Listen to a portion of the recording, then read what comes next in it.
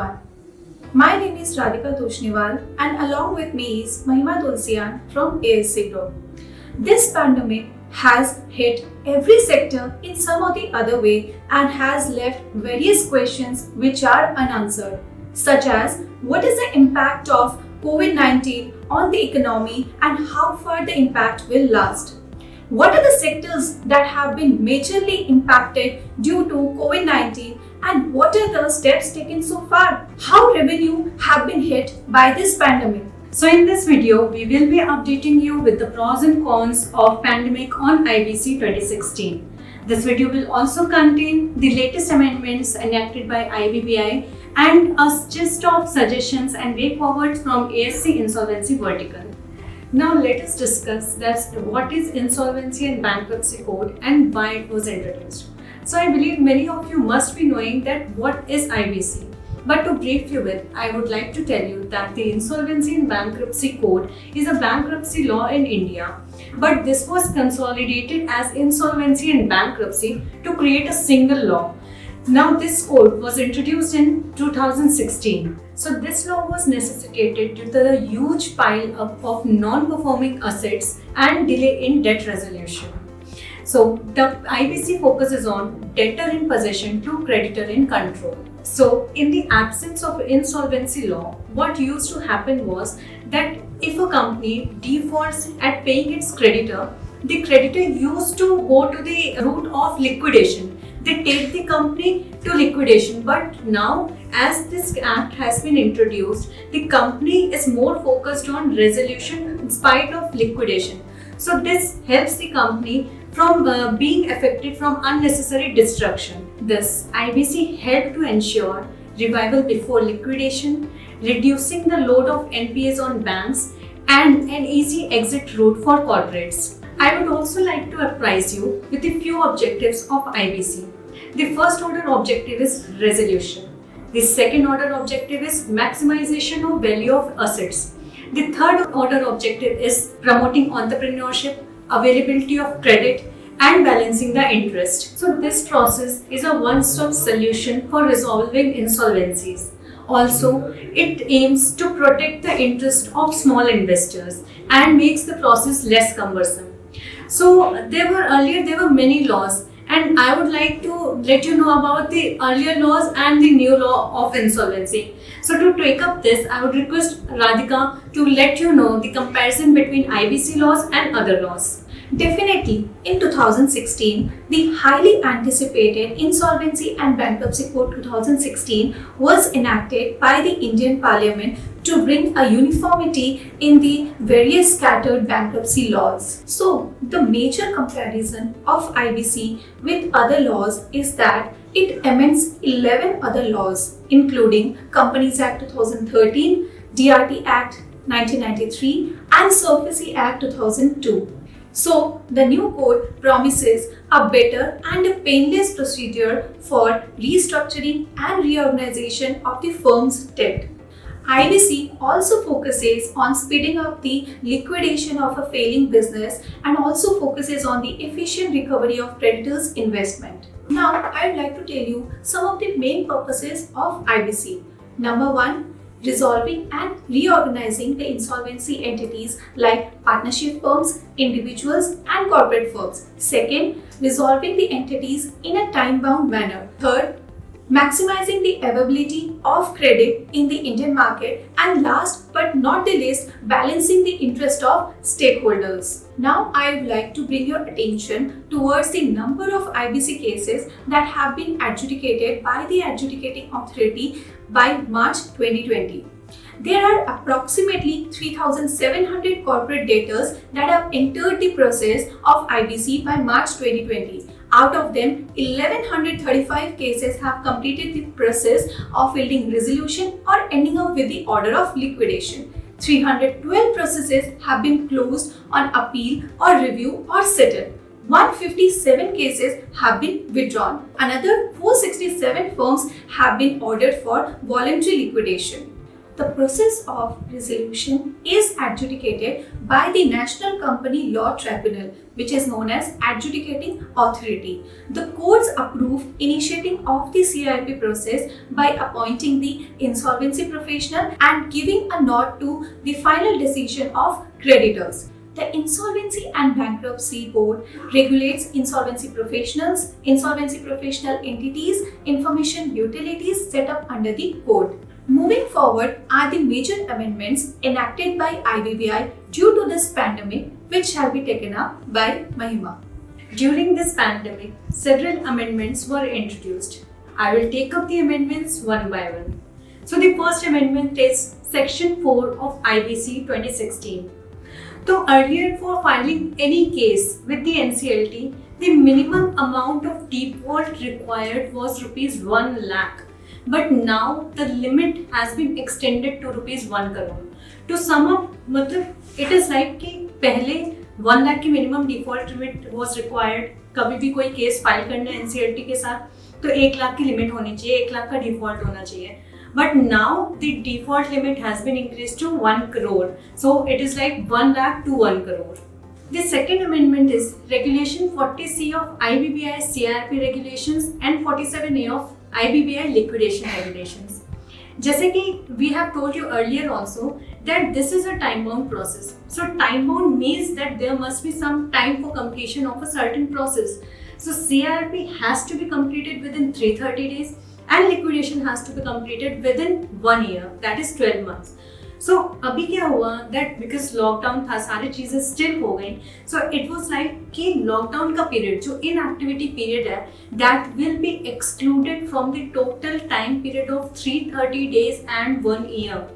So now it is like कि 330 days of CIRP plus lockdown का period and 1 year of liquidation plus lockdown का period. So it is 330 plus lockdown and 1 year plus lockdown for any activity during the CIRP and liquidation process. Now I would tell you about the most important and like sort of talk of the town section of the amendment. So section 10A was introduced. So 10A is along with section 7, 9 and 10 of IBC. These sections talk about the filing of application with NCLT, like who can file the application with NCLT.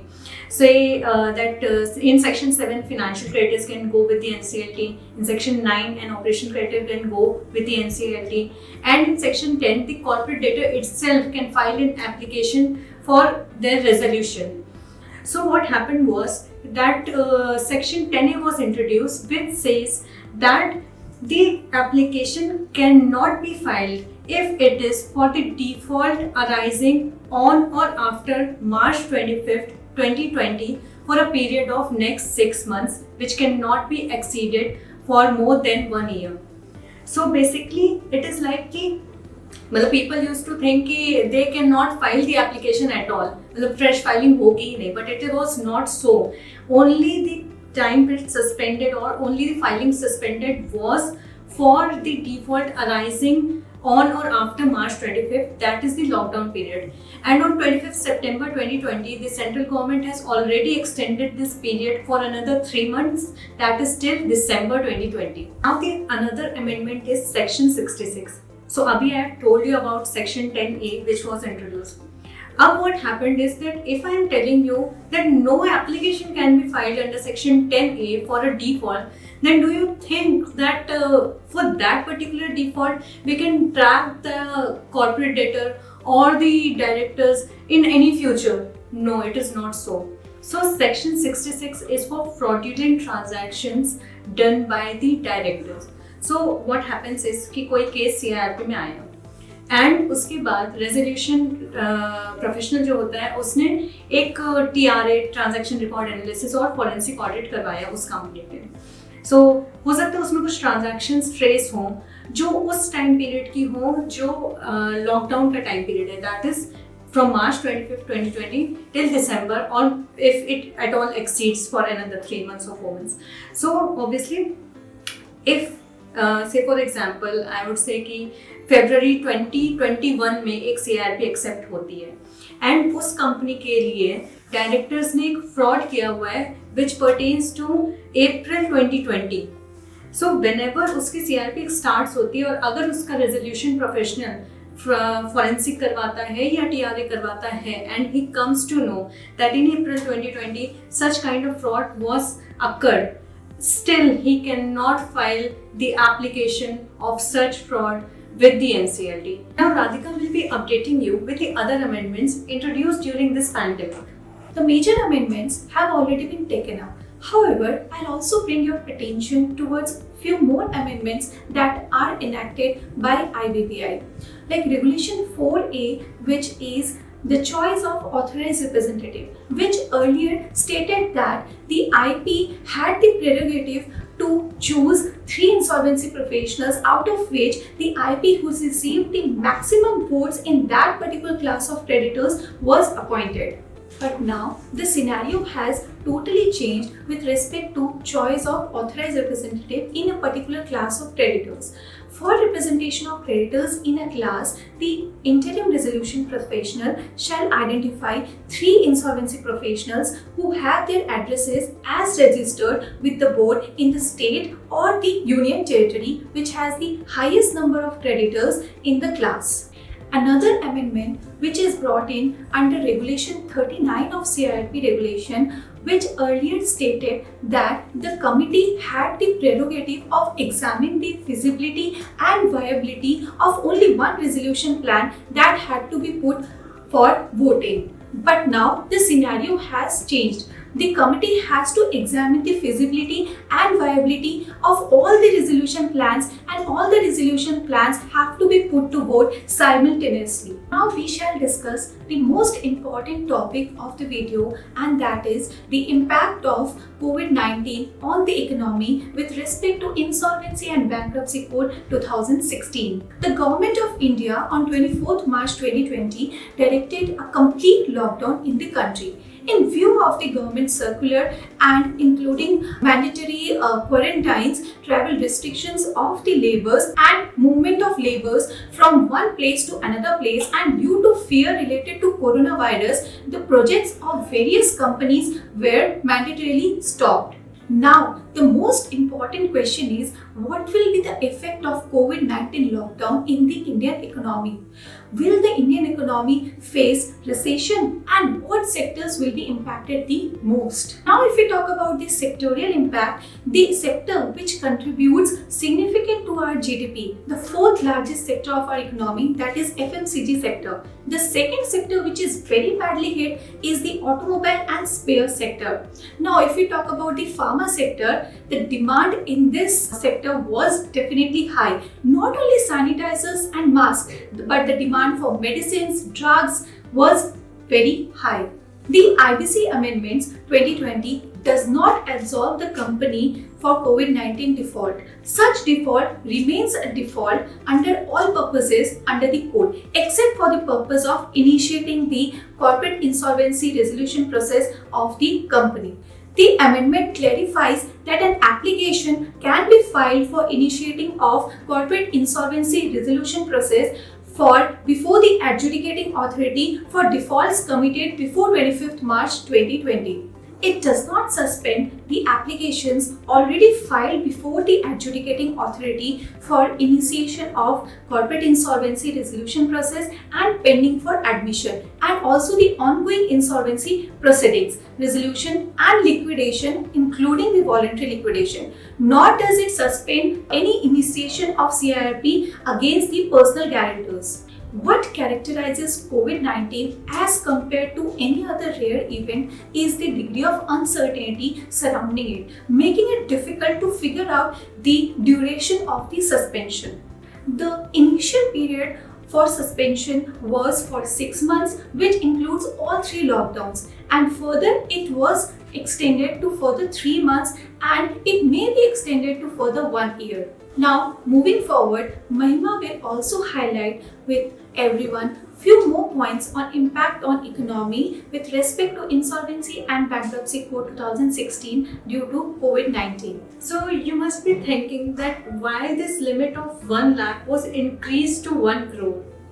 So see, in our economy, there are multiple number of sectors as told you by Radhika. So basically, there's one sector as MSME. So what happened was MSMEs who defaulted prior to March 25th, 2020 were in very difficult times that how will they get resolution. But because resolution market for MSMEs is very local, and when I talk about bigger firms, it is like the entire globe is the market for them. Keeping this in mind, the threshold limit was increased from 1 lakh to 1 crore.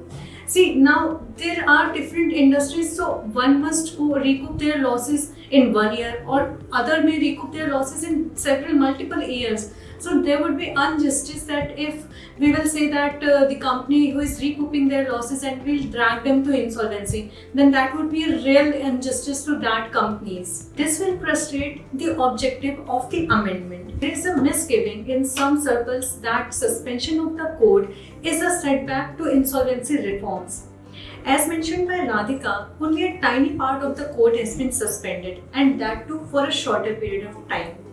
It is a temporary measure to hold up the companies who are economically viable from being dragged into insolvency due to this force majeure condition. Here I would like to quote Charles Darwin, who said that it is not the most strongest or the intelligent who will survive, but those who can best manage the change will survive in this era. The COVID-19 crisis is not the only crisis that has hit the world. The world has fought with many challenges in the past, and we should also overcome with this challenge as well. Talking about insolvency is having many warriors with us. The government, the regulators, service providers, and the adjudicating authorities. This was the first part, and I hope you all must have understood the discussions. If you are having any query, please write it down at the comment section. And in the second part, we will be discussing with you the benefits and advantages of IBC as well as the suggestions and way forward from ASC Group. Till then, stay tuned, like, subscribe and share our channel. Thank you.